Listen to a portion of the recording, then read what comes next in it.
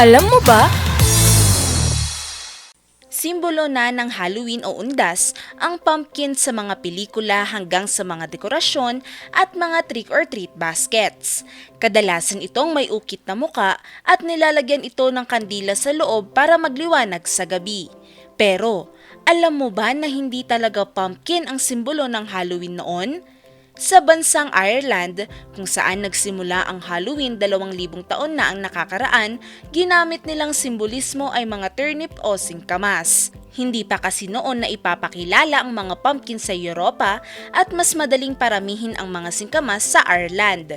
Dito, inuukitan nila ng mga muka ang mga singkamas sa paniniwalang makakapagtaboy ito ng mga espiritu na bumabalik daw tuwing Halloween.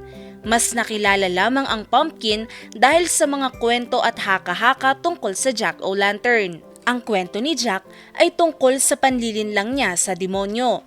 Kalaunay, nang mamatay si Jack, tinupad ng demonyo ang hiling ni Jack na hindi nito kukunin ang kaluluwa. Bagkus, ipinunta ng demonyo si Jack sa isang gabing madilim na tanging uling lamang ang ilaw nito. Naisipan ni Jack na ilagay ang uling sa isang inukit na turnip at siya'y nagpagala-gala sa mundo. Dito nakilala si Jack bilang Jack of the Lantern o Jack-o'-lantern. Ang kwentong ito ay dinala ng mga Irish sa Amerika. Dahil mas maraming pananim na pumpkin sa Amerika kaysa sa turnip, ginamit ito sa pag-uukit ng mga nakakatakot na mukhang sumisimbolo sa gabi ng Halloween.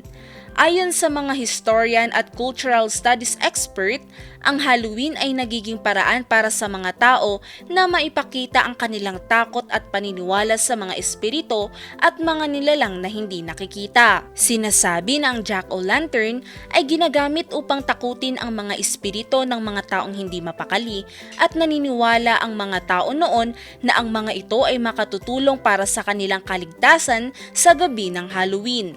At ang mga sobrang inukit na mga pumpkin ay ginagamit naman para ilutong pumpkin soup upang maibsan ang food waste.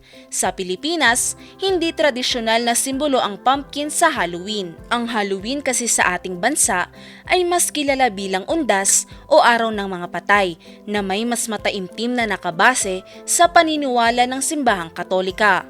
Sa halip na pumpkin, mas nakatutok ang mga Pilipino sa pag-aalay ng mga kandila, bulaklak at pagdalaw sa mga puntod ng mga namayapa.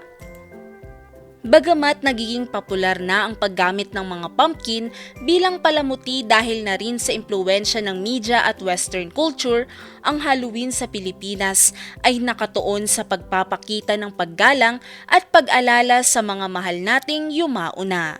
Ngayon, alam mo na!